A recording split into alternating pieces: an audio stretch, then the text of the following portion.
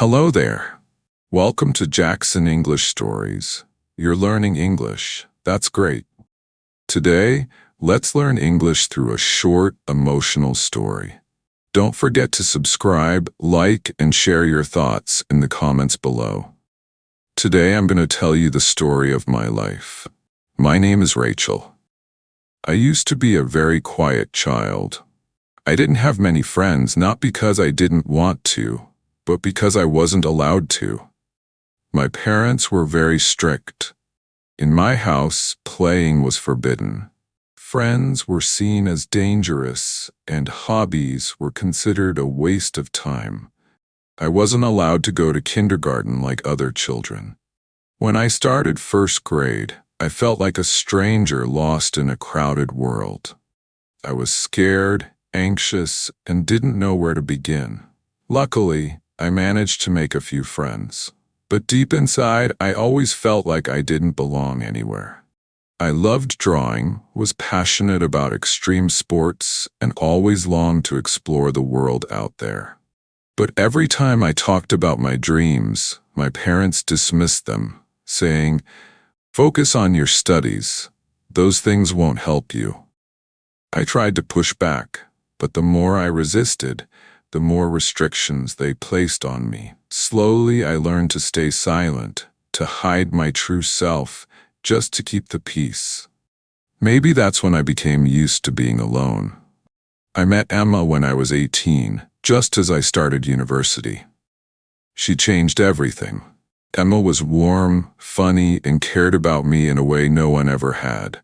When I was with her, I felt valued, heard, and truly seen. For the first time in my life, I thought maybe I too deserved happiness.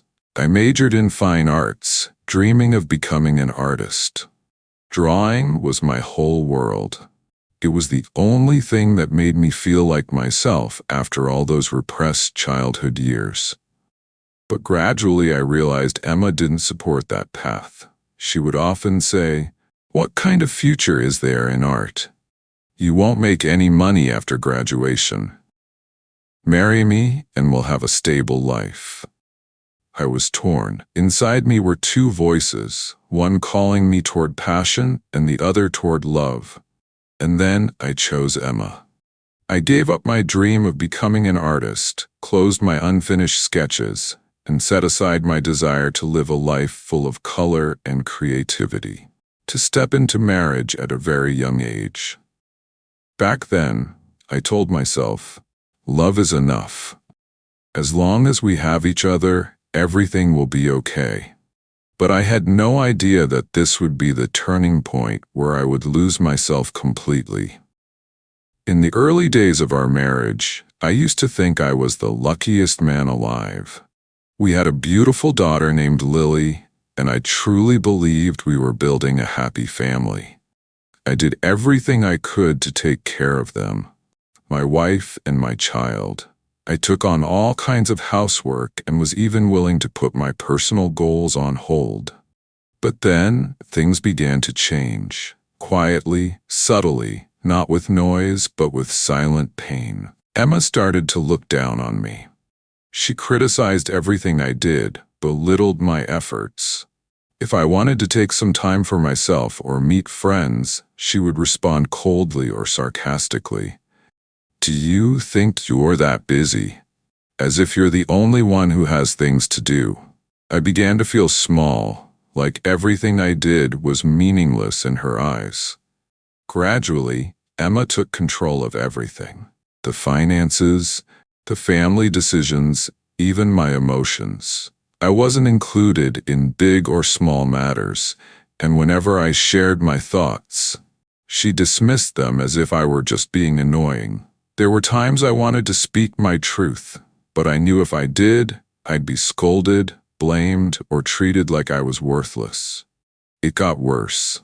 There were times when Emma got so angry that she threw things, slammed doors, and screamed in my face, even with Lily standing nearby. Sometimes she shoved me out of the room or dug her nails into my arm, leaving red marks. But I never told anyone. I'm a man who would believe that I was being abused by my wife. If I spoke up, people would laugh at me, think I was weak, or accuse me of making it up to play the victim. I turned to my parents, hoping for advice or just a comforting hug. But they only sighed and said, "You're a man. Just endure it. Don't make a big deal out of it. No one will feel sorry for you." And so I endured. I stayed silent, and I slowly died inside, right in the home I once believed was my safest place. I used to believe that love meant forgiveness, patience for the sake of the family, for the children. Maybe that's why I forgave Emma so many times. Even when I was so broken I no longer recognized who I was. I found out Emma was seeing someone else on a rainy night. She came home late, avoided my eyes, and stepped out of another man's car. I asked her, and she didn't deny it.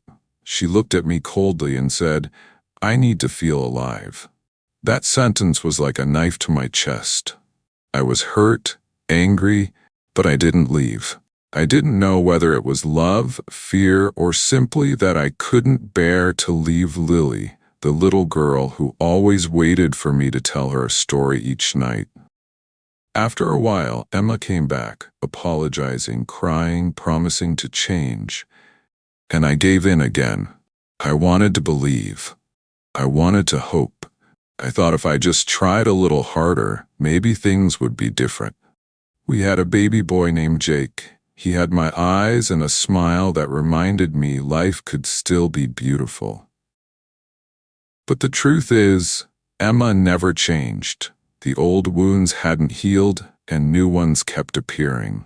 She still left me alone with both kids. She still ignored how I felt. And every time we had a conflict, I was the one who had to stay quiet and endure it all over again.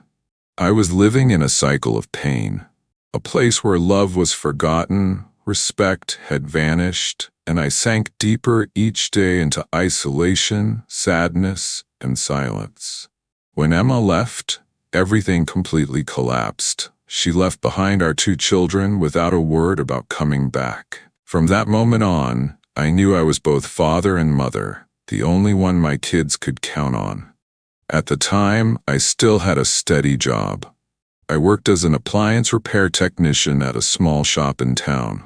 I used to love that job. It not only gave me an income, but also made me feel useful, valued, and respected coming back. But after Emma left, things began to fall apart. I started arriving late, calling in sick unexpectedly. Sometimes I'd be in the middle of fixing a machine when I'd get a call from the preschool. "Mr. Rachel, Jake has a fever." I'd rush out without time to even ask for permission. At first, my boss was understanding, but eventually it became too much for them. One afternoon, while I was fixing an old speaker, my boss called me into the office. His voice was calm but cold. "Rachel, I think you should take some time for your family. We need someone more reliable here." I was fired. No yelling, no arguments, just a quiet truth that cut deep. On the way home, I thought of Jake sleeping at home and Lily coloring in the living room. I held back my tears. Not because I lost my job, but because I had nothing left to prove to the world that I was still holding myself together. But I didn't have time to fall apart. I started offering home repair services, fixing things while looking after my kids. Every item I repaired, every bit of money I earned was like a brick I used to quietly rebuild myself. One day, Lily brought home a flyer from school. Her school was organizing an art event with the theme My Dream, and parents were encouraged to join and draw alongside their children. Lily handed me the paper, her eyes shining brightly. "Daddy, will you draw with me?" I looked at the flyer, looked at her, then looked at myself in the mirror. A man barely getting by, juggling repair jobs and raising kids. But somewhere deep inside, something stirred. I once dreamed of becoming an artist. That dream used to shine so brightly it made me ignore every voice that told me no. And now my daughter wanted to paint her dream with me. That day, I went to school with Lily and Jake. I brought along an old box of crayons and a few brushes I had kept, like pieces of memory. The room was filled with the laughter of children and the soft chatter of parents. I sat down, spread out the paper, and began to draw. Lily drew a singer standing on a stage. Jake drew a car garage filled with toy cars. And me? I drew a small house with light pouring out from the windows. Inside, 3 people sat together drawing. A father and his 2 children. I didn't draw an artist, I didn't draw success or fame. I drew the simple life I have right now, and for the first time, it felt complete. After the drawing session, Lily hugged me and whispered, "Daddy, your drawing is so beautiful. Are you happy?" I nodded, my eyes stinging. Yes, I was happy. Not because I got to draw again, but because for the first time, I got to be myself in my daughter's eyes and in my own heart. I don't know what challenges life still holds, but I do know this: as long as I can love, as long as I can sit beside my children and draw dreams with them, I still have a path to follow. Unexpectedly, the picture of the 3 of us that day was chosen by the school as the most heartfelt artwork. Not because of technique, but because it carried love, connection, and honest dreams. When Lily held the certificate in her hands, jumping with Jake across the schoolyard, I stood back and realized something. Sometimes, peace doesn't come from grand achievements, but from small, honest moments when we are truly ourselves. Since then, whenever I had free time, I picked up the brush again. No more pressure to become a famous artist, no more flashy dreams. I painted my life. A quiet afternoon light through the window. A toy car tipped over at Jake's feet. An unfinished drawing beside a sleeping Lily. And then someone found one of my paintings online and asked to buy it. The first piece I ever sold went for $20. It wasn't much, but I held that bill like it was treasure. Because it wasn't just money, it was proof that I had truly come back to life. Now, I no longer seek a perfect life.